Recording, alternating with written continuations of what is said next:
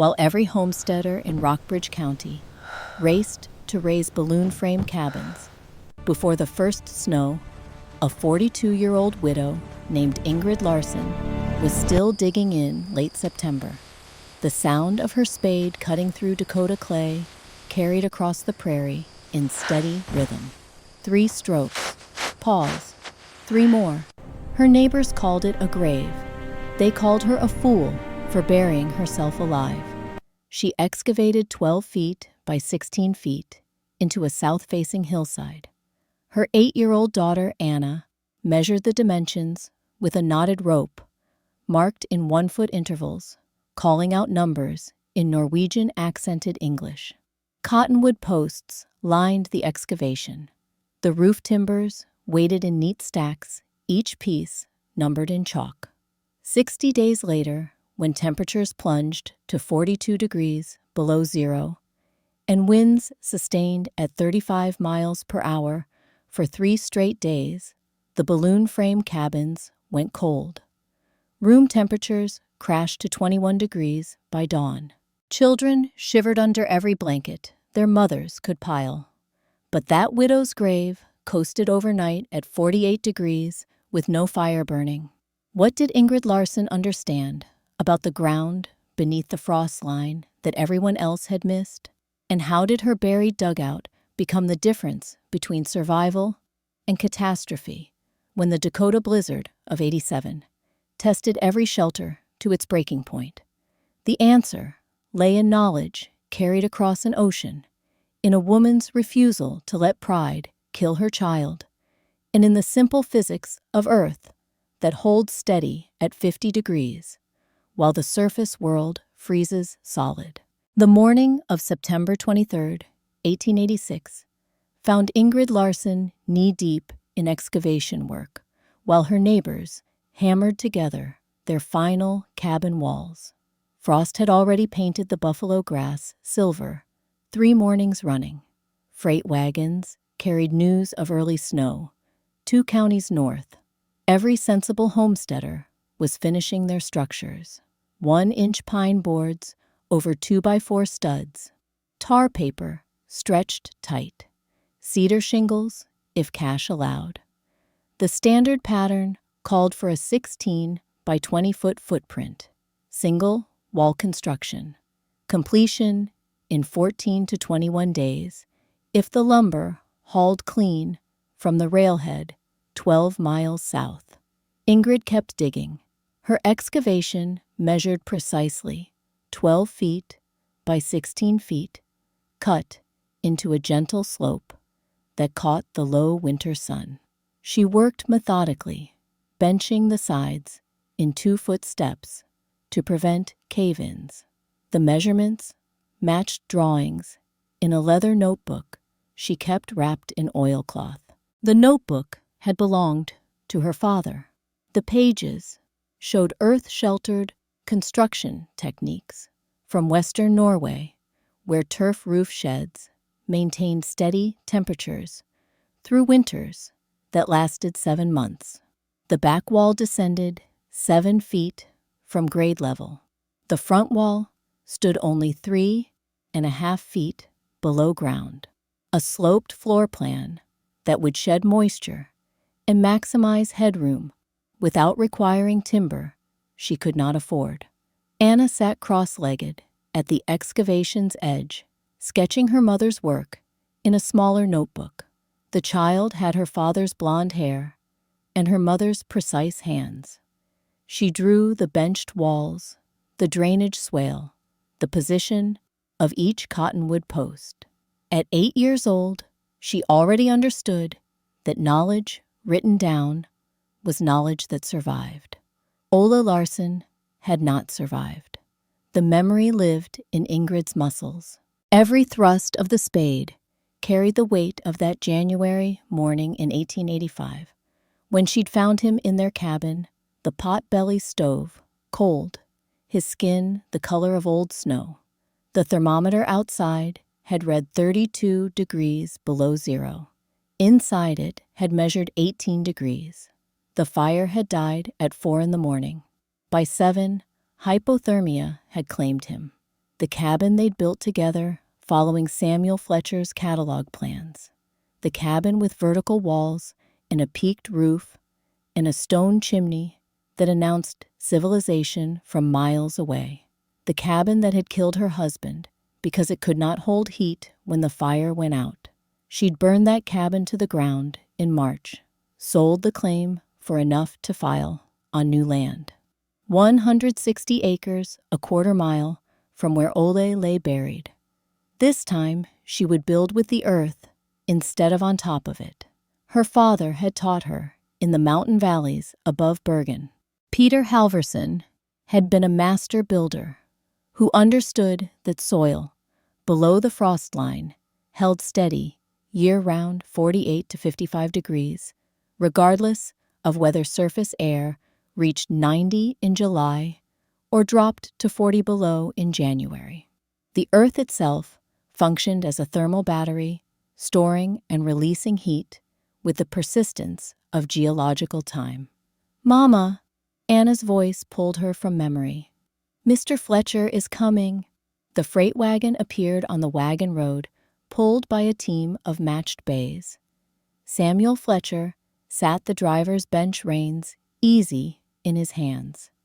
He was 45 years old, successful, well-fed. His freight business supplied most homesteaders with lumber and hardware from the railhead. He carried catalog plans from Eastern lumber companies, standardized designs with precise cut lists and nail counts that transformed raw boards into weatherproof shelter in minimal time. He'd supplied the materials for the cabin that killed Ole. Fletcher pulled the team to a halt, 20 feet from the excavation.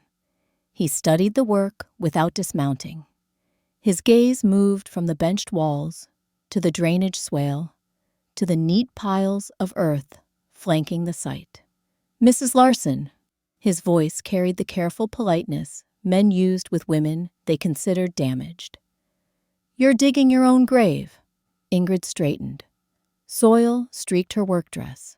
Her hands showed the calluses of 3 weeks' excavation. She met Fletcher's eyes without speaking. "Ground stays wet down there," he continued. "Come spring thaw, you'll drown in your own cellar. I've got a standard cabin package. Boards, nails, paper, hardware, delivered for $47. 3 weeks' work with proper help, and you'll have something that looks like civilization." "No thank you, Mr. Fletcher." "Ma'am, I know you're grieving, but this isn't the way.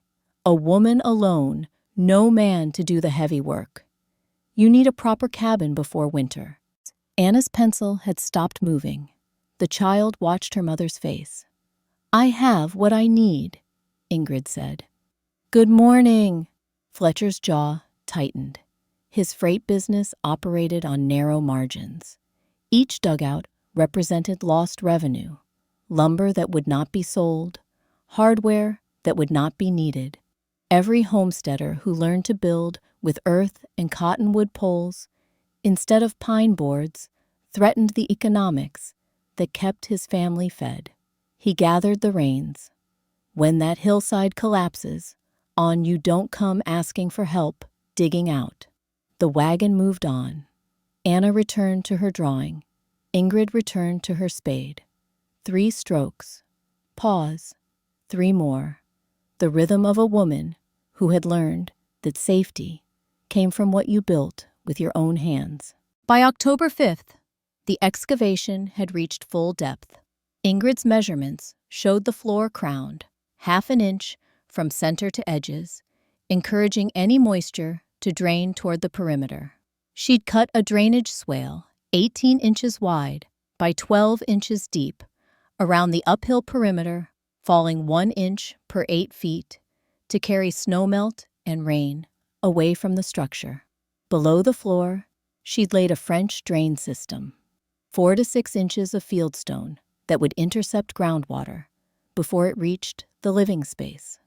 The stones came from a creek bed 2 miles distant. She and Anna had hauled them in a borrowed handcart, 20 pounds at a time, over the course of 5 days. Wet ground steals heat. Her father's voice teaching a 10-year-old girl the principles that would save her life 30 years later. The cottonwood posts went in next. She'd selected them from creek bottoms, cut green, peeled smooth to prevent rot. Each post measured 6 to 7 inches in diameter. She set them at 24-inch centers along the excavated walls, extending from floor level to the planned roofline 7 feet above. Every post was scribed to fit the irregular earth wall behind it. She used an old draw knife for the work, shaving wood away in curls until each post seated perfectly against the clay. Then she chinked the gaps with stones and clay mixed with prairie grass, applying the mixture 1.5 inches thick to create an airtight seal. The work took her into late October. Her neighbors watched. Ezekiel Thistlewood stopped his wagon 3 times in 2 weeks. He was an Englishman, 40 years old, with the bearing of someone who'd left home to escape something he would not name. His wife, Prudence, rode beside him on the 3rd visit, their 4-year-old daughter, Abigail, asleep in the wagon bed. Mrs. Larson, Thistlewood's accent, carried the careful diction of Yorkshire. My wife wishes to offer you Christian charity. Prudence Thistlewood was 38, handsome, in the severe way of women who believed suffering brought them closer to God. She looked at the dugout excavation the way she might look at a wound gone septic. We're holding a dinner Sunday next, Prudence said, after services, for those in need of community support. The words carried the particular sting of pity wrapped in righteousness. Thank you, Ingrid said. We have enough. Do you? Prudence's gaze moved to Anna, measuring the child's worn dress, her bare feet, despite the October cold. A woman alone, trying to do a man's work. It's not natural.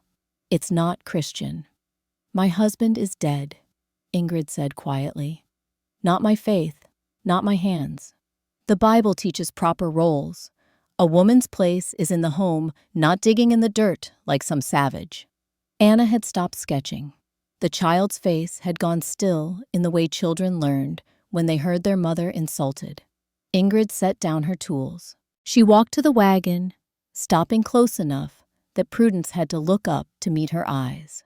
My daughter will have a home, Ingrid said. Warm in winter, dry in spring, built by hands that love her. If that offends your God, perhaps you should ask him why he made mothers willing to dig. She turned back to her work before Prudence could respond. The Thistlewoods did not stop again, but the story spread. Margaret Hayes recorded it in her daily ledger. She kept the general store and post office in a cabin at the crossroads, 3 miles from Ingrid's claim. Her records tracked temperature readings, freight deliveries, and the small dramas of frontier life, with the precision of a woman who understood that documentation mattered. She was 48 years old, unmarried. She'd come west in 1879 with a brother who died of cholera the first winter. On October 19th, she wrote, "The Norwegian widow's building herself a badger hole. Neighbors split on whether she's brave or mad. Prudence Thistlewood says mad. Prudence would." Margaret kept meticulous weather records. Her thermometer showed October temperatures already dropping below 0 at night. The barometric pressure readings showed unusual patterns. High-pressure systems building over Hudson Bay. Arctic air masses preparing to push south. She wrote warnings in her ledger that no one read but her. The Dakota winter of 1886 to 87 would be different. She could feel it in the morning air, see it in the way animals moved. The geese had flown south 3 weeks early. The buffalo had migrated earlier than any year she'd recorded. The earth knew what was coming. The roof construction began the last week of October. Ingrid laid cottonwood poles 7 to 8 inches in diameter, across the 12-foot width at 16 to 18-inch centers. The structural calculations lived in her father's notebook. Dead load of 30 to 40 pounds per square foot when dry, potentially 60 to 80 pounds when saturated with rain and supporting snow accumulation. The poles could handle it if properly sized and graded for knots and defects. She'd spent 2 days selecting the right timber, rejecting any piece with splits or rot. Over the poles, she laid brush and grass thatch 2 to 3 inches thick. Then, she began cutting sod blocks from the surrounding prairie. Each block measured roughly 6 inches thick by 12 inches wide by 18 inches long. She cut them with a spade, working the blade beneath the roots to keep the root systems intact. The roots would knit together into a living roof membrane, improving over time instead of deteriorating. Anna helped stack the blocks. The work was heavy for an 8-year-old, but the child never complained. She understood what was at stake: a warm home before winter, safety, survival. They laid the sod blocks grass-side down in overlapping courses like enormous shingles. Water would shed while the roots grew together. The living earth above would moderate temperature, hold heat in winter, keep cool in summer. By November 2nd, the final courses reached the roof peak. Samuel Fletcher made one last attempt at persuasion that afternoon. The first serious snow was already threatening. Dark clouds massed to the north. The wind had shifted, carrying the smell of distant ice. "Mrs. Larson," Fletcher didn't dismount this time. "I can still get you a cabin package. Delivered for $47. It's not too late." Ingrid was applying the final clay straw daub mixture to seal the wall joints. 1.5 inches thick, mixed to consistency, applied with hands that had done this work 100 times in her childhood. "I'm nearly finished," she said. "Finished digging your grave." Fletcher's frustration had burned through his polite veneer. "You think you're smarter than every man in this territory. We build cabins because cabins work. Your father might have built earth hovels in Norway, but this is Dakota. This is civilization. My father built homes that kept his family alive through winters that would kill everyone in Rockbridge County. You're a woman. You don't understand construction." Ingrid straightened. Clay streaked her arms to the elbows. She met Fletcher's eyes with the level gaze of someone who had nothing left to prove. "I understand that my husband died in a cabin you sold him.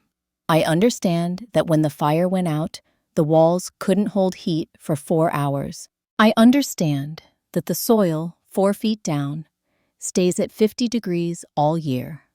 And 50 degrees is the difference between a child who lives and a child who doesn't." She turned back to her work. "I understand enough." Fletcher stared at her for a long moment. Then he snapped the reins and drove away. Anna watched him go. "Will we be warm, Mama?" "Yes, Elskling, we will be warm." The finishing work took another week. Ingrid sealed every joint with the clay straw mixture. She applied 2 coats of lime wash to the interior walls, hardening the surface and reflecting the pale winter light that would enter through the single south-facing window. The window itself measured 18 inches by 24 inches, positioned to catch the low arc of the winter sun. The floor was bare earth, crowned for drainage, packed smooth. Eventually, she would lay stones. For now, earth was enough. The door was cottonwood planks, joined with wooden pegs, hung on leather hinges. It fit tight in the frame. A wool blanket would hang behind it once cold weather set in, creating an airlock that would reduce infiltration by 20 to 30%. She built a small stone fireplace against the north wall. The chimney pipe penetrated the roof through a carefully sealed collar. The firebox was sized for efficiency, not show. It would burn 2 to 3 pounds of wood per hour to maintain comfort, compared to the 6 to 8 pounds required by the potbelly stoves in balloon frame cabins. On November 7th, they moved in. The structure looked exactly like what the neighbors had predicted, a grass-covered mound that resembled nothing so much as a burial site. Only the stovepipe, protruding from the sod roof in the recessed doorway, cut into the south slope, suggested human habitation. It violated every assumption about proper housing. That night, Ingrid lit the first fire. The flames caught quickly, drawing well through the properly sized chimney. The firelight reflected off the lime-washed walls, filling the space with gentle illumination. Anna sat cross-legged near the fire, still sketching in her notebook. The child drew the interior walls the way the roof poles crossed overhead the stone fireplace with its careful mortar work. "It's warm already," Anna said. Ingrid checked the thermometer she'd hung from a roof pole. The exterior temperature had dropped to 15 degrees below zero. Inside the dugout held 58 degrees, with a small fire, consuming perhaps 3 pounds of wood per hour.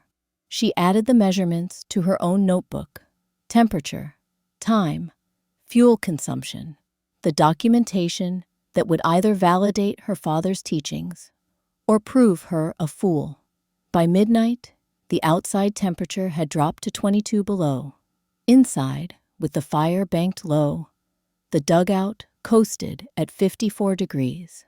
Anna slept under a single wool blanket, comfortable and safe. Ingrid sat watching the fire burn down to coals. In the cabin that had killed Ole, this same temperature drop would have meant waking every 2 hours to add wood. It would have meant the constant anxiety of keeping the fire alive, the fear of what would happen if it died. Here, the earth itself provided the buffer. The thermal mass of soil surrounding 3 walls and the roof held steady at its year-round temperature of 48 to 55 degrees. That massive heat sink prevented rapid temperature swings. It gave her time. It gave her safety. It gave her daughter a chance to wake up warm. The test came in mid-November. Cold air pushed down from Canada, dropping temperatures to 18 below zero, with winds at 25 miles per hour. Ingrid tracked the performance hour by hour. The Thistlewood cabin, she learned from Margaret Hayes's records, consumed 7 pounds of wood per hour to maintain 60 degrees. When Ezekiel let the fire bank overnight, the interior dropped to 45 degrees in the 4 hours before dawn. The Weber family struggled even more. Heinrich Weber was 35 years old, a German immigrant with 3 children: Wilhelm, age 9, Friedrich, age 6, Liesel, age 4. His wife, Greta, 32, wrapped their children in every blanket they owned. Their hastily constructed cabin used single-wall construction without shingles. Heinrich burned wood continuously, but could barely keep the interior above 50 degrees. Ingrid's dugout held 59 degrees, with a fire consuming 2.5 pounds of wood per hour. When she let it die completely overnight, the temperature dropped only to 51 degrees by morning. The mathematics were irrefutable. Reducing exposed surface area by 60 to 80% meant proportional reductions in heat loss. The thermal mass effects created a system that could coast through the night without catastrophic failure. Margaret Hayes recorded the data in her ledger. She was a woman who believed in evidence. The numbers did not lie. On November 20th, she walked the 3 miles to Ingrid's dugout. The visit was Sunday morning. Most of the county was at Pastor Silas Goodwin's service. The pastor was 52 years old, a Methodist minister who had arrived in Dakota Territory with strong opinions about proper Christian conduct. Ingrid answered the door with Anna at her side. Both wore simple dresses. No coats, despite the 15-degree cold. "Mrs. Hayes." Ingrid's surprise showed. Margaret Hayes was not a woman who made social calls. "I've been tracking your temperatures," Margaret said, without preamble, "against the Thistlewoods and the Webers. The data is conclusive. Would you like to come in?" Margaret stepped into the dugout. The warmth hit her immediately. The space was smaller than a conventional cabin, but it felt larger somehow. The curved ceiling, the soft light reflecting off lime-washed walls, the steady, comfortable temperature that required no roaring fire. 58 degrees, Margaret said, reading the thermometer. "How much wood this morning?" 2 pounds over the last hour. Margaret pulled her own notebook from her coat pocket. She wrote the numbers down. Then she looked at Ingrid with the directness of a woman who had no time for pretense. "You were right," Margaret said, "and I'm documenting it. When this winter proves what I think it's going to prove, someone needs to have written down what happened." "What do you think is going to happen?" "I think the barometric readings I've been tracking suggest this will be a winter that kills people. I think the conventional cabins are going to fail. And I think you've built the only shelter in Rockbridge County that's actually going to keep someone alive when it matters." Anna had been listening quietly. Now she spoke her voice, small but clear. "Will other people die like Papa?" Margaret looked at the child, then at Ingrid. The weight of what they both understood settled in the space between them. "Not if their mothers are willing to dig," Margaret said. The warning came from an unexpected source. Late afternoon on November 25th, an old man appeared on the wagon road. He walked despite the cold. His gait showed his age, but his bearing suggested someone who had walked these prairies before wagon roads existed. Joseph Whitehorse was 70 years old, Lakota. He lived somewhere to the west, on land that had been Lakota Territory before it became Dakota Territory. He traded occasionally at Margaret's store. Otherwise, he kept to himself. He stopped at the edge of Ingrid's excavation, studying the completed dugout with eyes that had seen this kind of construction before. Ingrid emerged from the doorway. She'd learned enough to know that Joseph Whitehorse did not make casual visits. "Mr. Whitehorse?" He nodded. His gaze moved over the structure, taking in the drainage swale, the sod roof, the south-facing entrance. When he spoke, his English carried the careful precision of a second language learned well. "Your father taught you this?" It was not a question. "Yes. My grandfather built earth lodges. Same principles, different materials, but same understanding." He gestured toward the swale. "You cut the water path." "I did." "Good. Wet ground steals heat." He turned to look at the northern horizon. The sky there had taken on a peculiar quality. Not clouds exactly, something else. A density to the air that suggested massive weather systems, building beyond sight. "This winter will be hard," Joseph said. "The buffalo moved early, 3 weeks before normal. The geese flew south when my grandfather's calendar said they should still be feeding. The earth knows what's coming." How hard, he met her eyes. The kind of winter that makes people forget what they thought they knew about survival. The kind that proves who understood the land and who just lived on top of it. Anna had come to stand beside her mother. Joseph's gaze dropped to the child, and something in his expression softened. "You built for her," he said. "Yes." "Good. Keep her warm. When others come asking, and they will come. Remember that knowledge shared does not diminish, it multiplies." He turned to leave. Ingrid found herself speaking before she'd planned to. "Will you be safe?" Joseph Whitehorse looked back. A small smile crossed his weathered face. "I have lived 70 winters on these plains, Mrs. Larson. 40 of them in an earth lodge that my father built and his father before him. We will be fine." He walked away into the gathering dusk. The wind had picked up, carrying the scent of snow that was still days away, but certain in its coming. Anna shivered despite the wool coat Ingrid had sewn from a blanket. "Mama, I'm cold." "Then let's go inside, Elskling." They descended the few steps into the dugout. Ingrid closed the door behind them. The temperature inside held at 56 degrees. She added wood to the fire. Within minutes, it climbed to 59. Outside, the wind picked up. The prairie grass hissed against itself. The northern sky darkened to something that was not quite night, but suggested night was coming early this year. Ingrid opened her father's notebook. The pages showed construction techniques, thermal calculations, the accumulated wisdom of Norwegian builders who had faced winters that killed the unprepared.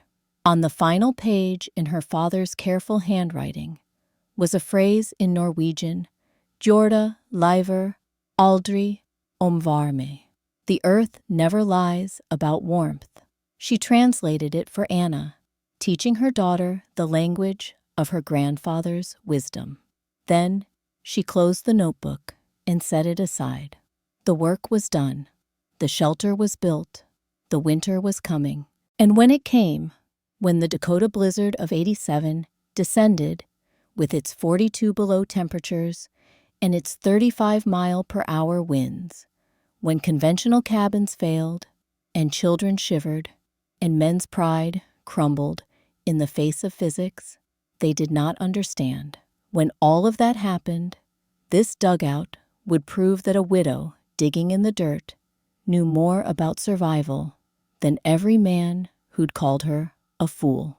The fire burned steady. The earth held its heat. And in the growing darkness of late November 1886, a woman and her daughter sat warm in a grave that would save lives. The cold settled in with the permanence of a season that intended to stay. By the first week of December, Margaret Hayes's morning temperature readings showed a pattern that made her revise her winter predictions from bad to catastrophic. The barometric pressure continued its unusual behavior. High systems building over Hudson Bay, Arctic air masses coiling like springs waiting to release. She walked the county roads 3 times a week now, recording data from willing participants.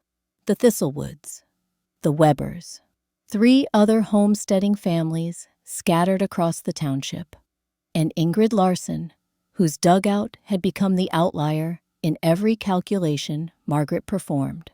On December 4th, outside air measured 12 below, with winds at 18 miles per hour. Margaret's data showed patterns that could not be argued away. Ezekiel Thistlewood's cabin required 6.5 pounds of wood per hour to maintain 62 degrees. The structure was well built by frontier standards. 1-inch pine boards, tar paper stretched tight, cedar shingles with proper overlap. Ezekiel was not a careless man. He'd followed Samuel Fletcher's catalog specifications exactly. His cabin still lost heat like a sieve. Margaret recorded the numbers in her careful handwriting. Interior temperature at dawn, 43 degrees, after banking the fire at 10 p.m. The stove had consumed roughly 1/4 cord of mixed cottonwood and oak over 24 hours. At current burn rates, the Thistlewoods would need 7 to 8 cords to make it through winter. At $3 per cord for delivered fuel That meant $21 to $24 in heating costs alone. For a family operating on a subsistence budget, with minimal cash income, those numbers represented genuine hardship. Heinrich's single-wall construction, without shingles, meant infiltration gaps that made temperature control nearly impossible. On the same December morning, Margaret found their interior at 38 degrees, despite continuous firing through the night. Greta had created a sleeping arrangement that broke Margaret's heart. The 3 children slept in a pile near the stove like puppies seeking warmth. Every blanket the family owned was piled on top of them. Greta and Heinrich took turns staying awake, feeding the fire every 45 minutes, monitoring the children for signs of dangerous cold. "We make it work," Greta said in heavily accented English. Her face showed the exhaustion of someone who had not slept more than 2 hours at a stretch in weeks. Margaret wrote down the numbers. Then she walked the quarter-mile to Ingrid Larsson's dugout. The contrast hit her before she even descended the steps to the entrance. No smoke poured from the chimney, just a thin wisp suggesting a banked fire barely alive. She knocked. Anna answered, her face bright, her feet bare on the packed earth floor. "Mrs. Hayes, Mama. Mrs. Hayes is here." Ingrid emerged from the back of the dugout, where she'd been working on something at a small table. She wore a simple wool dress, no shawl, no coat. Her face showed none of the drawn tension Margaret had seen on Greta Weber. "Come in," Ingrid said. "It's cold out there." Margaret descended into the dugout and felt the warmth envelop her like a physical thing. She checked the thermometer by habit, 58 degrees. The fire in the small stone fireplace was barely more than coals. "How much wood this morning?" Margaret asked. 2 pounds over the last 3 hours. Margaret did the mathematics in her head. 2 pounds in 3 hours, 16 pounds over 24 hours. Less than 1/4 the consumption rate of the Thistlewood cabin for nearly the same interior temperature. She wrote it down. Then she looked at Ingrid with something approaching awe. "Do you understand what you've done?" Ingrid glanced at Anna, who had returned to a book she was reading near the fire. The child could already read better than most adults in the county. "I've kept my daughter warm," Ingrid said quietly. "You've proven that everything we think we know about frontier housing is wrong." The word spread slowly, at first, the way truth spreads, when it contradicts comfortable assumptions. Samuel Fletcher heard about the temperature differentials from a homesteader who'd been comparing notes with Margaret Hayes. Fletcher dismissed it as measurement error. Women with thermometers, he suggested, were like monkeys with pocket watches. They might tell you numbers, but the numbers meant nothing. He said this to 4 men at Margaret's store on December 10th. Margaret was standing behind the counter at the time. "Mr. Fletcher," she said, her voice carrying the particular chill of a woman who has spent 2 decades being underestimated. "I have been recording barometric pressure, temperature, and precipitation data for this county since 1879. The Army Signal Corps has cited my records in 3 separate weather studies. If you question my thermometer readings, I invite you to bring your own instrument and verify them yourself." Fletcher's face colored. "I didn't mean." "You meant exactly what you said. Now here are the facts. The Thistlewood cabin at 62 degrees interior consumes 6.5 pounds of wood per hour. The Weber cabin cannot maintain 50 degrees despite continuous firing. The Larsson dugout holds 58 degrees on 2 pounds per hour. Those are measurements, not opinions, not women's hysteria, measurements." One of the men present was Ezekiel Thistlewood. He'd come to purchase nails and had stayed for the conversation. Now he shifted uncomfortably. "Mrs. Hayes," he said carefully, Are you suggesting my cabin is insufficient? I'm suggesting that conventional construction is thermally inefficient compared to earth-sheltered design. The data is conclusive. But it's a hole in the ground, another man said, like an Indian earth lodge. The Lakota, Margaret said, survived on these plains for centuries before we arrived. Perhaps they understood something we don't. Fletcher gathered his purchases and left without further comment. But the conversation had been witnessed. The numbers had been spoken aloud. The seed of doubt had been planted. Prudence Thistlewood made her move on December 15th.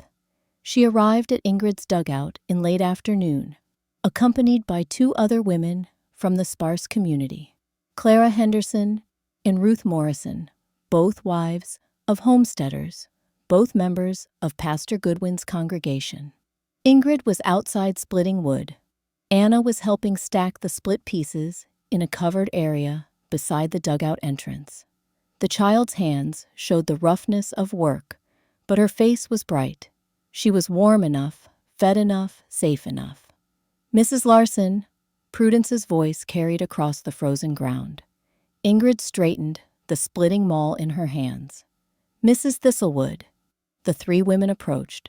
They wore their church clothes, dark dresses, proper bonnets, the uniform of women who believed their righteousness was visible in their clothing. "We've come as a delegation," Prudence said, "from the Ladies' Aid Society. I see. There's been talk about your living situation.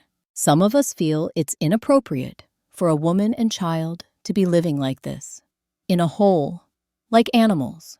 Ingrid set the maul aside carefully. She brushed wood chips from her hands. When she spoke, her voice was level. "My daughter and I are warm, dry, and safe. What about that is inappropriate? It's not Christian," Clara Henderson said. The woman was 26, newly married, recently arrived from Pennsylvania. "A woman's place is in a proper home, under proper covering. This," she gestured at the dugout, "this is rebellion against natural order." Anna had stopped stacking wood. The child stood very still, her hands clenched at her sides. "Anna," Ingrid said quietly, "go inside and start the evening fire, please." "But Mama," inside Elskling.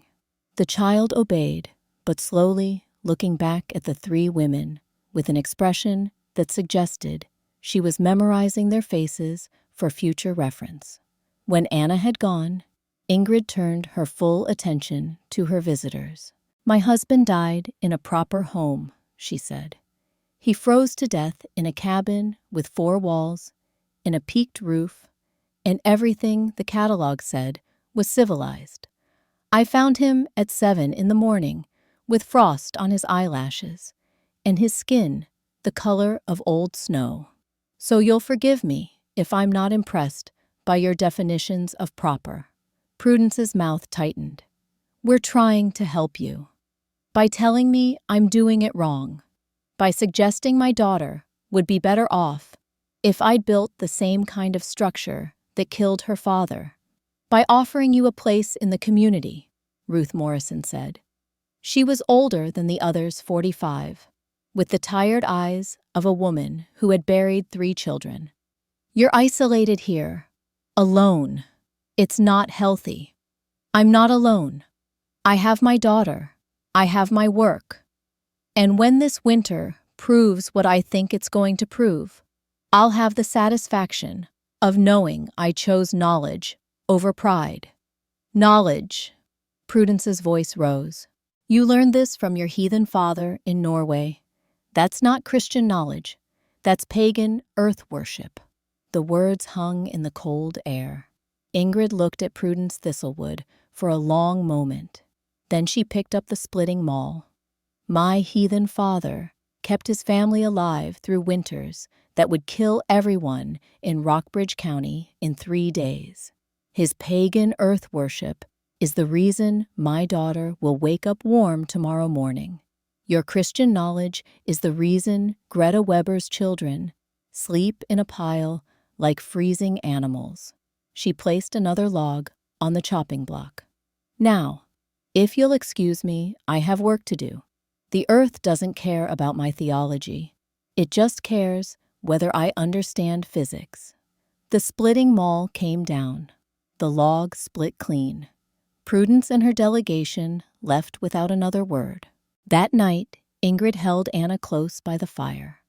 The child was crying, not from cold, but from the particular hurt that comes from hearing your mother insulted by people who claim to speak for God.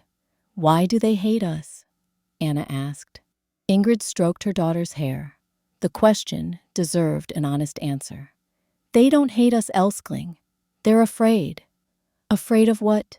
"Afraid that if I'm right, then they've been wrong. Afraid that if a woman can build something better than what their husbands built, then maybe the world isn't ordered the way they thought it was." People get angry when they're afraid. It's easier than admitting they're scared. "But we're warm," Anna said. "Doesn't that matter?" "It matters more than anything. And when the real cold comes, when it gets so cold that being right is the difference between living and dying, then what matters will become very clear." Outside, the wind had picked up. The mercury was falling fast. Margaret's morning reading would show 8 below zero by dawn. Inside the dugout, the temperature held steady at 57 degrees. The fire was banked low. The thermal mass of the surrounding earth did the work that the Thistlewood's potbelly stove could not do. It stored heat slowly and released it slowly, creating a buffer against the killing cold outside. Ingrid added the day's numbers to her notebook: temperature, fuel consumption, weather conditions, the documentation that would either save lives or be buried with her when the spring thaw came. She thought about Prudence Thistlewood's words: heathen, pagan, rebellion against natural order. Her father had taught her that natural order was physics, thermodynamics, the behavior of materials under stress. Everything else was just story. People told themselves to feel better about their ignorance. The earth below the frost line stayed at 50 degrees year-round. That was natural order. That was the truth that would outlast every sermon Pastor Silas Goodwin ever preached. December 20th brought conditions that separated adequate shelter from dangerous shelter. The thermometer dropped to 22 below overnight. Wind sustained at 28 miles per hour from the northwest. Margaret made her rounds early, starting before dawn. She found Heinrich Weber, awake, hollow-eyed, feeding his stove for the 15th time since midnight. Inside measured 41 degrees. Greta and the children huddled under blankets, so many layers deep that Margaret could barely see their faces. "How much wood left?" Margaret asked. Heinrich gestured to a pile that looked desperately small. "Maybe 1 more week if we burn like this. Then I must go cut more. In this cold, we have no choice." Margaret wrote it down. Then she walked to the Thistlewood cabin. Ezekiel answered her knock. His face showed the same exhaustion Margaret had seen on Heinrich. Inside measured 56 degrees, but the cost was visible in the depleted woodpile outside. "We're burning through our winter supply faster than planned," Ezekiel admitted. "If it stays this cold through January and February, we'll run short." "Have you considered?" Margaret began. "No," his voice was flat. "I will not ask the widow for help. I built my cabin according to proper specifications. It's a good cabin. It's a cold cabin. It's a civilized cabin." Margaret held his gaze. "Mr. Thistlewood, when your daughter is shivering despite 3 blankets, does civilization keep her warm?" He closed the door without answering. At Ingrid's dugout, Margaret found a different scene. Anna was at the table working on arithmetic problems from a book Ingrid had ordered through Margaret's store. The child wore a single dress, no shawl. Her feet were bare. The thermometer read 59 degrees. 2 pounds over the last 4 hours, Ingrid said, before Margaret could ask. Margaret sat down heavily on the bench Ingrid had built along one wall. She was 48 years old. She had seen hard winters. But this one felt different. The barometric readings, the unusual cold coming so early, the way the animals had fled south weeks ahead of schedule. "It's going to get worse," Margaret said. "Much worse. I can feel it in the pressure readings." "I know. The Webbers will run out of wood. The Thistlewoods will run short. Other families I haven't even checked yet are probably in the same situation." Ingrid sat down beside her.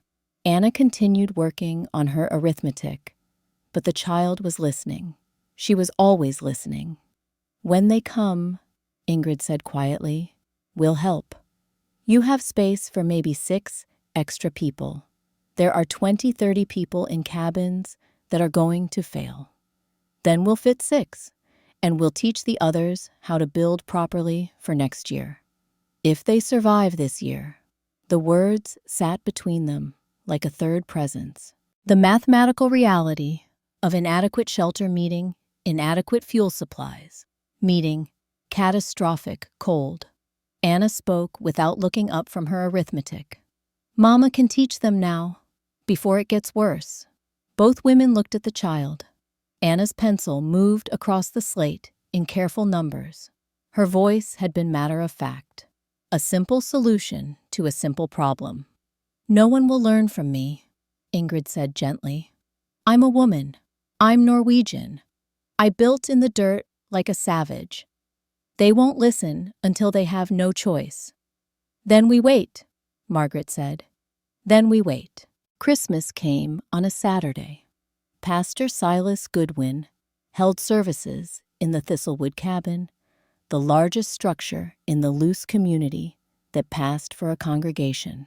14 people crowded into the space. The stove roared hot, consuming wood at a rate that made Ezekiel wince every time he added a split log. Ingrid and Anna did not attend. They spent Christmas morning in the dugout, warm and quiet. Ingrid had made a small cake with precious sugar and dried apples. Anna had drawn a picture of their home, the earth-covered mound, the chimney, the south-facing door. She'd labeled it in careful letters, "Varmt hus," warm house. In the afternoon, someone knocked. Ingrid opened the door to find Joseph Whitehorse standing in the snow.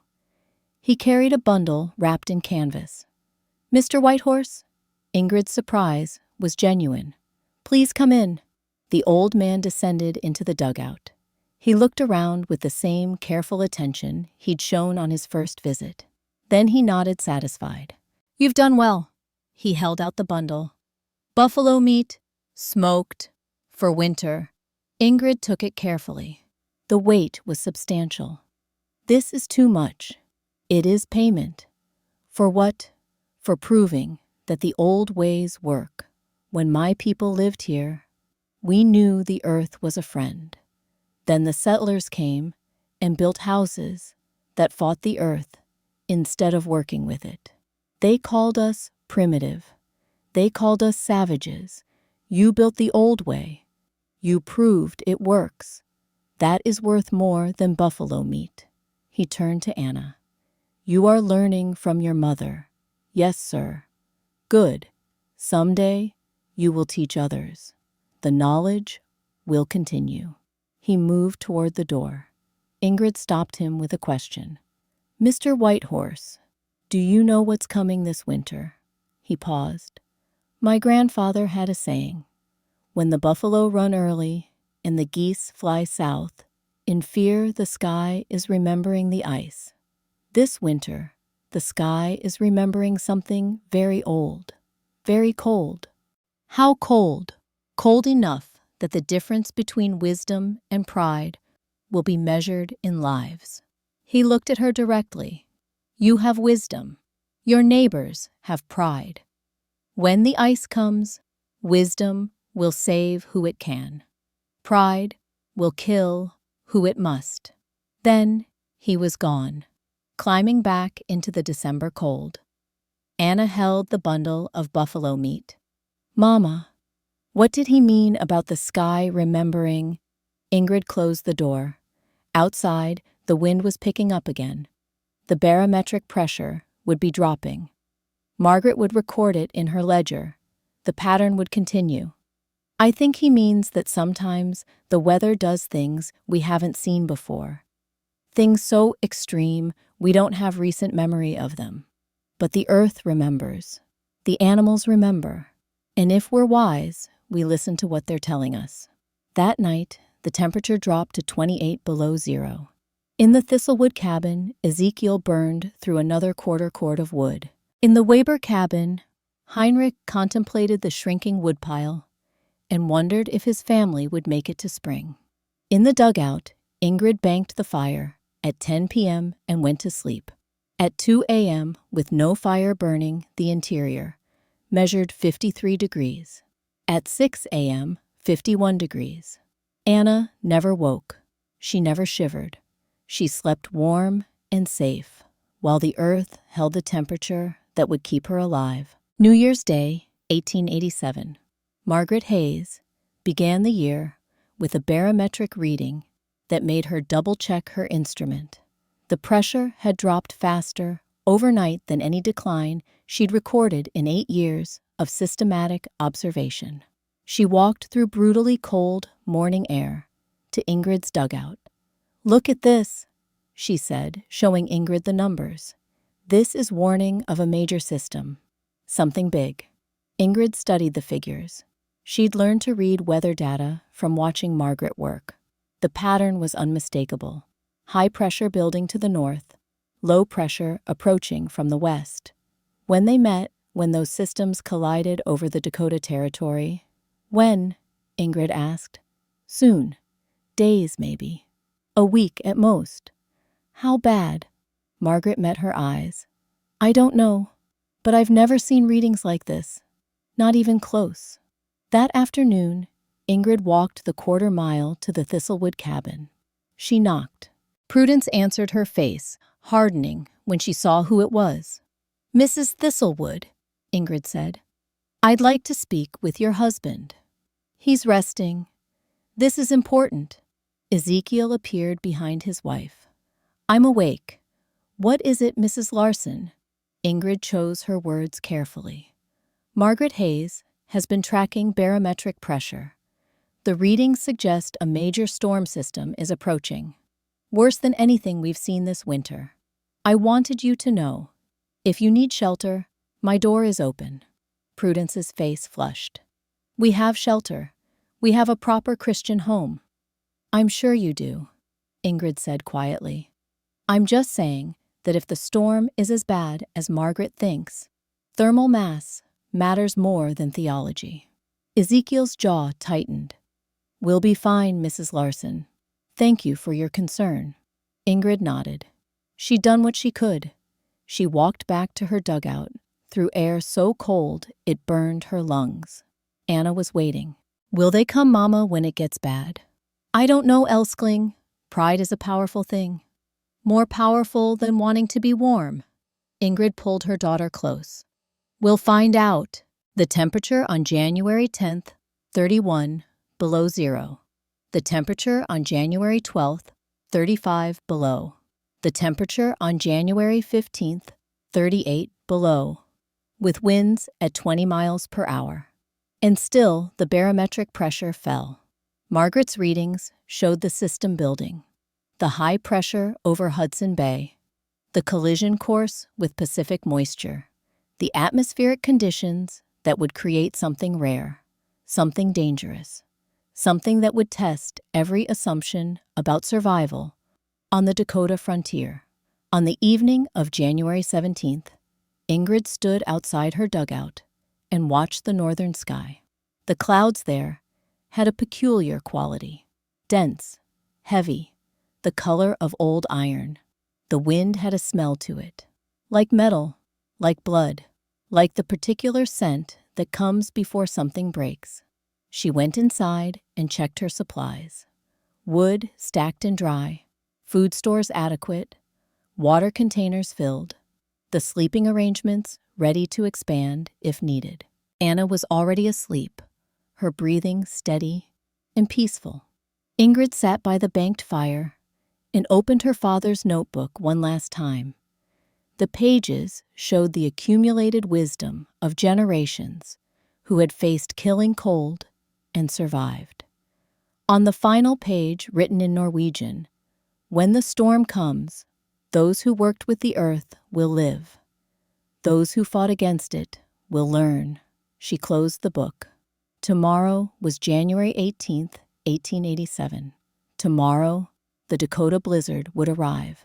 And when it did, when the temperature dropped to 42 below zero, and the winds screamed at 35 miles per hour, and the conventional cabins failed, then everyone would learn which graves held death and which held life. The barometer in Margaret Hayes's store dropped so fast, she thought the instrument had broken. She tapped the glass. The needle continued its downward fall. In 8 years of systematic weather observation, she had never seen anything like it. 20 degrees above zero. Deceptively mild. Almost pleasant after the brutal cold of the previous week. Then the wind shifted. It came from the northwest with the suddenness of a door slamming shut. One moment, calm air. The next wind at 15 miles per hour. Then 20, then 25. Margaret watched the thermometer. 20 degrees, 18, 15. The mercury falling as fast as the barometric pressure. She closed the store, locked the door, walked the 3 miles to Ingrid Larsson's dugout as fast as the wind would let her. Ingrid was outside driving stakes into the ground around the dugout entrance. Anna held the stakes while her mother swung the mallet. They were creating windbreaks using canvas stretched between posts to deflect the coming storm. "It's here," Margaret said. "I know." Ingrid drove another stake. "How fast is it dropping?" 2 degrees every 15 minutes. If it continues at this rate, she didn't need to finish. They both understood the mathematics. 2 degrees every 15 minutes meant 8 degrees per hour. At that rate, by midnight, the temperature would be 30 below zero. By dawn, 40 below. "Get inside," Ingrid said. "Stay here tonight. Your cabin is too far."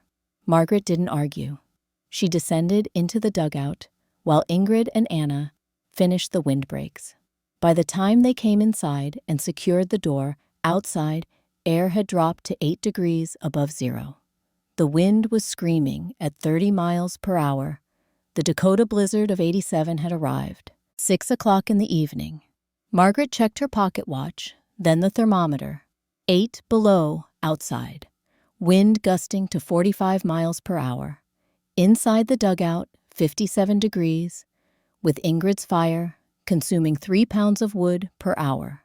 The Thistlewood cabin, she knew from her documented patterns, would be at 58 degrees now, with Ezekiel feeding the stove every 20 minutes.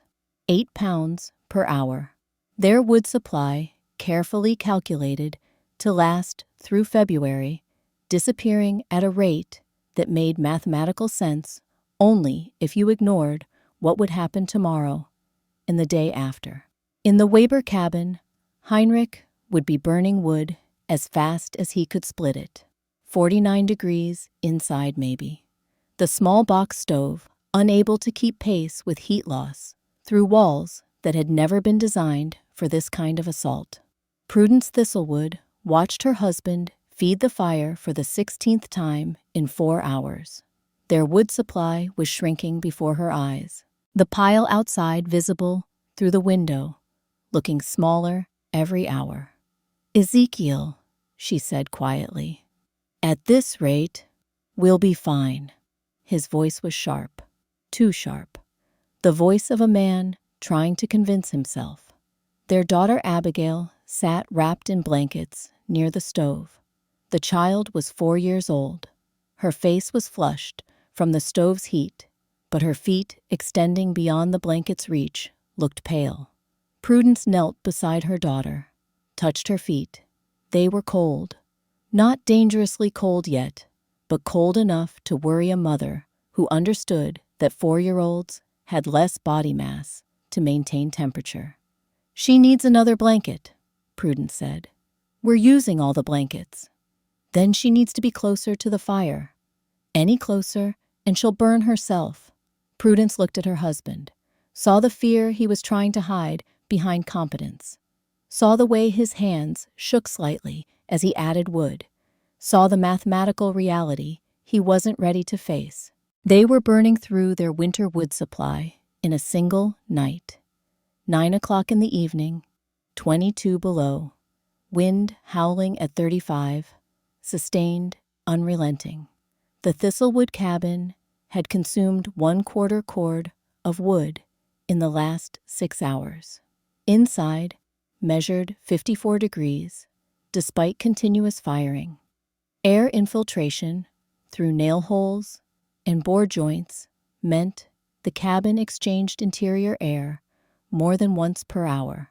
Every exchange meant warming incoming air that entered at 22 below zero. It was a fight they could not win. Ezekiel understood this now, watching his woodpile shrink. He'd done the calculations in his head. At current consumption, they'd be out of wood in 8 days. And the blizzard showed no signs of stopping. Prudence sat with Abigail in her lap, both wrapped in every blanket they owned. The child had stopped complaining about the cold. That scared Prudence more than complaints would have. Children who stopped complaining were children whose bodies were conserving energy, shutting down. "I'm going to bank the fire," Ezekiel said. "Try to stretch the wood." "Ezekiel, no.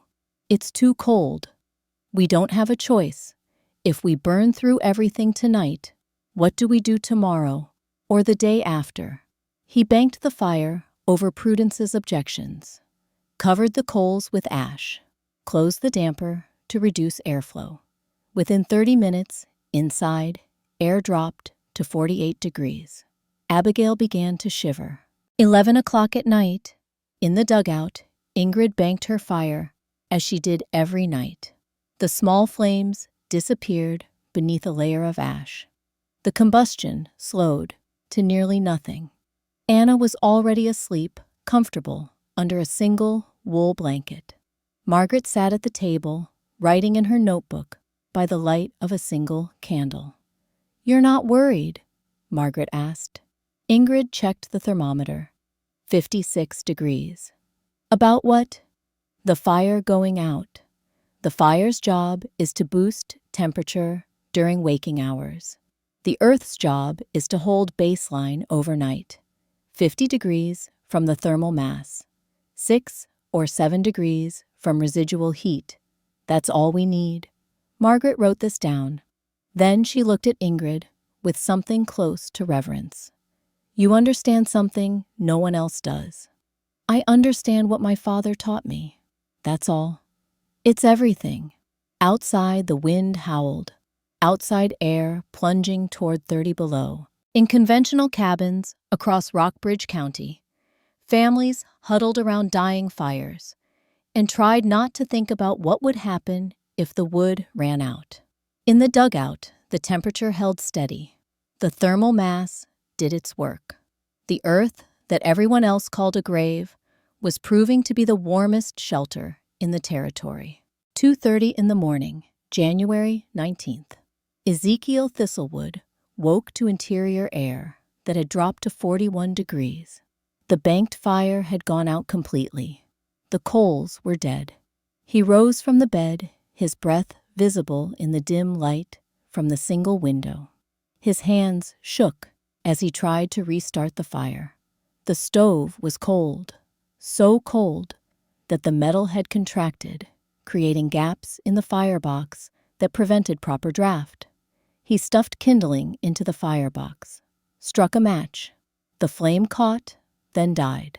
The chimney was too cold, creating a backdraft that pulled smoke into the cabin instead of drawing it up.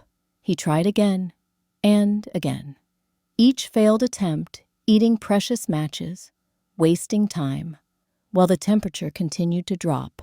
38 degrees, 36, 34. Prudence was awake now, holding Abigail. Ezekiel, the draft won't catch. The chimney's too cold. He tried a fourth time, a fifth. The kindling would catch burn for 30 seconds, then choke out from lack of draw. By 3:15, interior air had reached 32 degrees. Water in the wash basin showed a skin of ice. Frost was forming on the nail heads that protruded through the interior walls, and Abigail had stopped shivering. That was when Prudence understood. Children stopped shivering when their bodies could no longer generate heat, when hypothermia began its first stages, when the difference between cold and dying became a matter of hours, not days. She looked at her daughter's face. The child's lips had a bluish tint. Her skin was pale. Her breathing was shallow. Ezekiel, Prudence's voice was very quiet. We need to go. Go where the storm. We need to go to the widow's grave. The words hung in the frozen air. All of Prudence's righteousness, all of her Christian certainty about proper roles and natural order, all of her mockery of the woman who dug in the dirt like a savage. All of it meant nothing when her daughter's lips were turning blue. I won't beg help from that woman, Ezekiel said.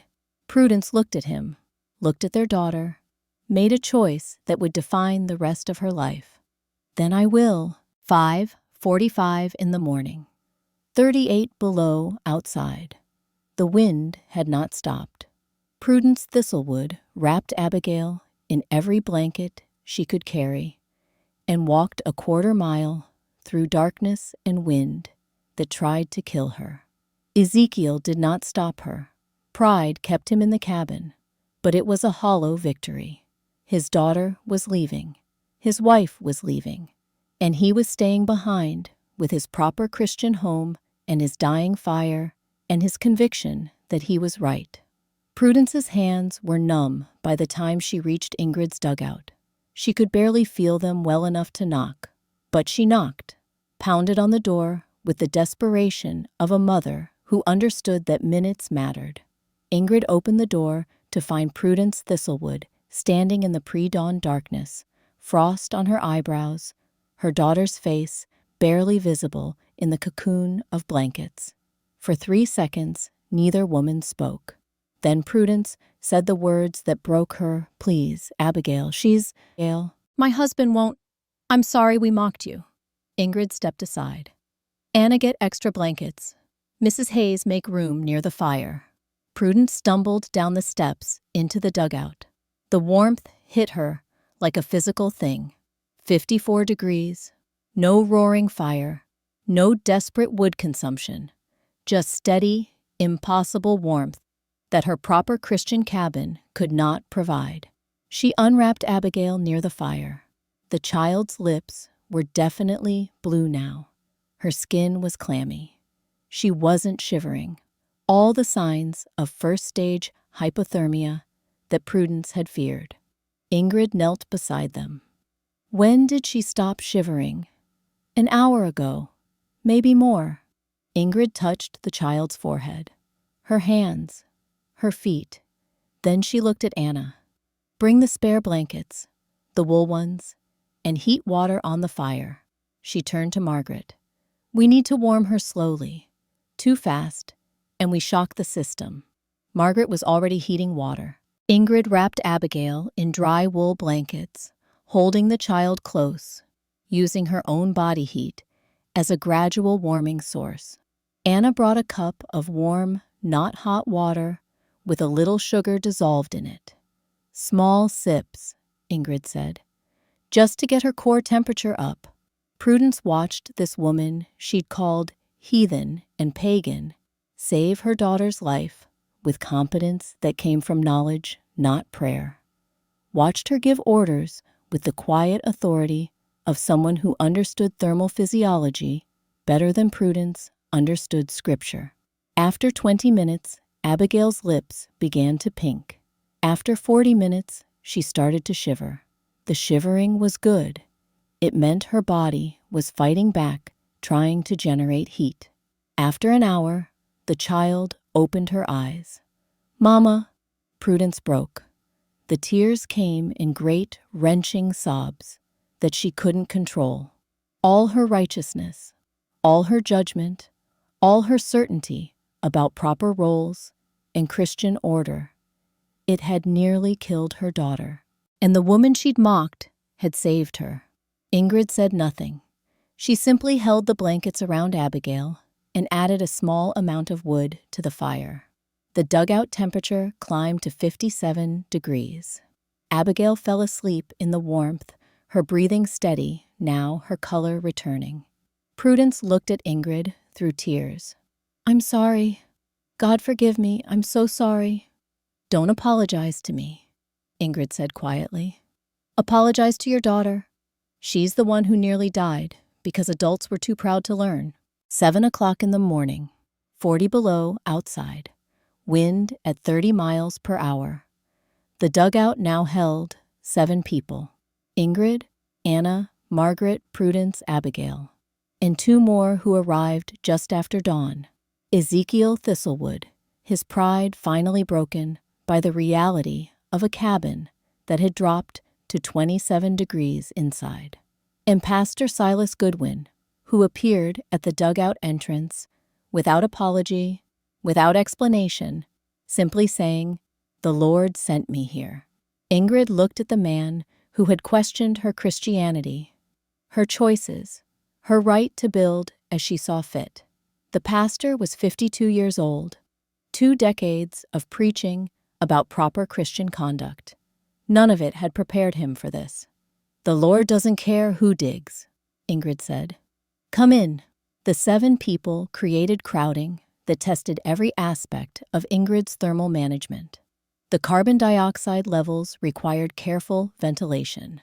She opened the floor intake an additional quarter turn, cracked the south window 1/4 inch, despite the brutal cold outside.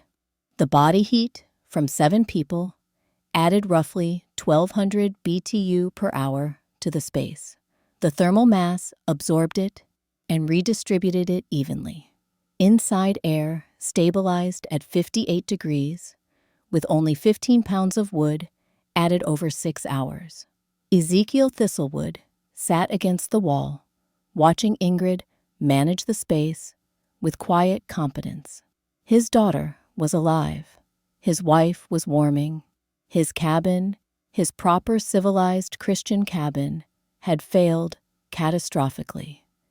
And this hole in the ground dug by a widow had succeeded. "How?" he asked finally. "How does this work?" Ingrid could have gloated, could have reminded him of every mocking word, could have thrown his pride back in his face. Instead, she pulled out her father's notebook. "The earth below the frost line stays at 50 degrees year-round," she said. "That's not magic, it's physics. This dugout has 3 walls and a roof surrounded by soil that doesn't change temperature. That thermal mass prevents rapid temperature swings. Your cabin has 4 walls and a roof exposed to air that changes 40 degrees in 6 hours. No amount of wood can compensate for that much surface area losing heat." She showed him the drawings, the measurements, the calculations her father had done decades ago in Norway. "Conventional construction fights the weather," she continued. "Earth-sheltered construction works with it. That's the difference." Ezekiel studied the notebook. His hands were still shaking slightly. "I could have killed my daughter. But you didn't. She's alive. Learn from it." 2 o'clock in the afternoon, January 19th. 42 below outside. Wind sustained at 35 miles per hour. These were conditions that killed people, that killed livestock, that froze the sap in trees until the trunks split with sounds like rifle shots. Someone knocked on the dugout door. Ingrid opened it to find Heinrich Weber standing there, holding his youngest daughter Liesel in his arms. The child was unconscious. Behind Heinrich stood Greta supporting Wilhelm and Friedrich. All three children had the pale, clammy skin of hypothermia. Bitte, Heinrich said, German failing him in his desperation. Please, our cabin. We cannot. Inside, Ingrid said. Quickly, 5 more people. The dugout now held 12. Ingrid, Anna, Margaret, the 3 Thistlewoods, Pastor Goodwin, and the 5 Webers. 192 square feet. 12 people. Conditions that should have been unbearable. But inside air held at 57 degrees. Ingrid organized the space with the efficiency of someone who had planned for this possibility. The children near the fire for maximum warmth. The adults in rotation 6, sleeping 6, sitting to maximize space.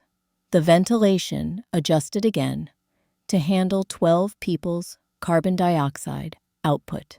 Greta Weber wept as her children warmed. Liesel regained consciousness after an hour. Wilhelm and Friedrich stopped their dangerous shivering and began the healthy shivering that meant recovery. Danke, Greta said over and over. Danke, danke. Ingrid heated buffalo stew from Joseph Whitehorse's gift. 12 people ate from a pot that had been meant for 2. The food was stretched thin, but it was hot. And it was there, and everyone ate. Heinrich Weber watched Ingrid work, watched how she managed the space, the heat, the people. Watched a woman doing work he'd believed only men could do. You learned this from your father, he asked. Yes. Will you teach me? For next year, I want to build right. For my children. Ingrid looked at him, saw the genuine request. No pride, no mockery, just a father who wanted his children to survive. Yes, she said. I'll teach you. January 20th, 40 below. The wind did not stop. The dugout held 12 people through the second night of the blizzard, without catastrophic failure. Fuel consumption, 55 pounds of wood over 8 hours. Less than 2 conventional cabins would have consumed for the same number of people. The thermal mass was doing the majority of the work, with the fire providing only supplementary heat. Ezekiel Thistlewood had been taking notes. Now he sat with Ingrid's father's notebook, copying drawings, measurements, calculations. You're not going to try to stop me, he asked. Why would I? Knowledge doesn't diminish when it's shared. It multiplies. Pastor Silas Goodwin had been silent for 2 days. Now he spoke, his voice carrying the careful tone of a man reconsidering deeply held beliefs. I said, you were rebelling against natural order, Mrs. Larson. You did. I was wrong. This, he gestured at the dugout, the warmth, the 12 people alive, because of knowledge he'd called pagan. This is natural order, the earth providing for those wise enough to work with it instead of against it. Prudence Thistlewood was teaching Anna a card game. The 2 of them sat close to the fire, the woman who had mocked Ingrid for impropriety, now learning from Ingrid's daughter. The irony was not lost on anyone. Margaret was documenting everything. Temperature readings every 2 hours, fuel consumption, the number of people, the survival of children who would have died in conventional cabins. This changes everything, Margaret said. When people read this data, they won't believe it, Ingrid said. Not until they've experienced it themselves. Then we make sure they experience it. Next fall, we teach. We help families build properly. We share what works. Anna looked up from her card game. Will they listen, Mama? Ingrid thought about Prudence's desperate knock in the pre-dawn darkness, about Heinrich's plea in broken English, about Ezekiel copying drawings with shaking hands. They'll listen now, she said. January 22nd, 15 above outside. The wind shifted to the south, carrying the promise of thaw. The Dakota blizzard of '87 was releasing its grip. Margaret made assessment rounds through the county. The damage was catastrophic. The Thistlewood cabin had consumed 68% of its winter wood supply in 4 days. Structural damage from freeze-thaw cycling had split boards, opened gaps in the walls, destroyed flour and other food stores that had frozen solid. Repair costs $28, an impossible sum for a homesteading family. The Weber cabin was worse. 75% of wood gone. The structure barely habitable. Interior walls cracked from frost heave. They would have to rebuild completely before next winter. Other families, Margaret checked, showed similar devastation.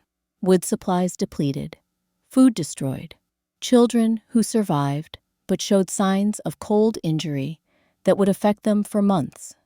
And Ingrid's dugout showed 0 damage. 190 pounds of wood, consumed over 4 days for 12 people.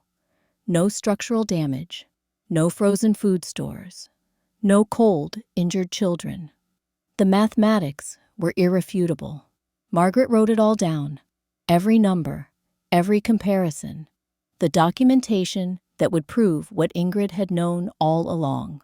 March 1887. Prudence. Thistlewood was the first to ask for construction lessons. She came to Ingrid's dugout on a morning when the ground was beginning to thaw, carrying paper and a pencil. I want to learn, she said. Not for me, for Abigail. I want her to know that mothers can build. That knowledge has no gender.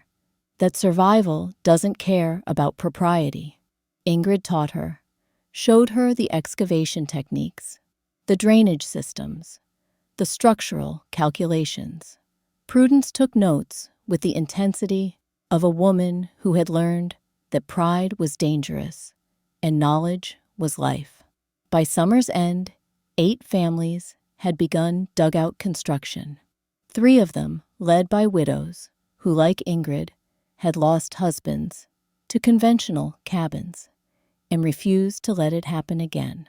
Heinrich Weber's dugout was completed by October.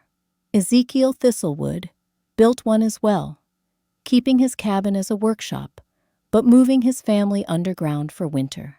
Samuel Fletcher adapted his business, started stocking stovepipes for dugouts instead of full cabin packages, sold lime for whitewash, glass for south-facing windows. He'd lost the lumber sales, but he'd gained something else, the knowledge that his business would survive if he adapted to what worked instead of insisting on what was traditional. Anna Larson, 8 years old, helped her mother teach construction techniques to families who had mocked them months before. The child measured with precision, calculated with accuracy, explained thermal mass effects in simple terms that farmers and homesteaders could understand.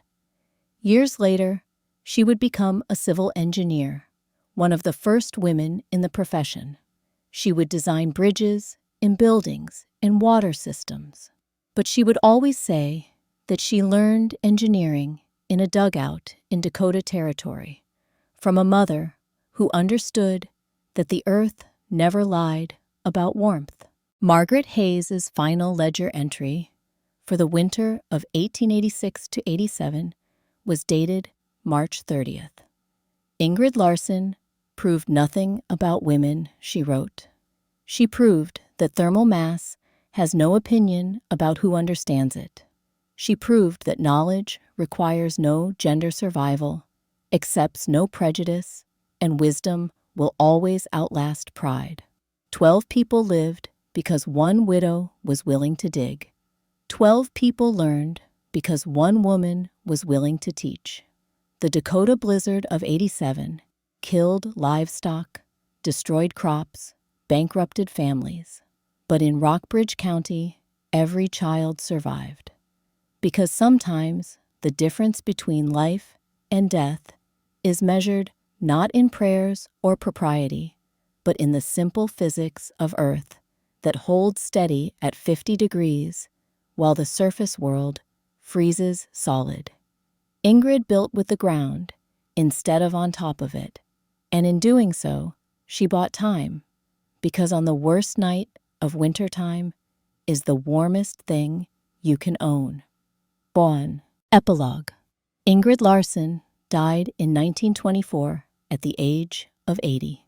Her dugout stood until 1951, long after conventional cabins from the same era had rotted and collapsed.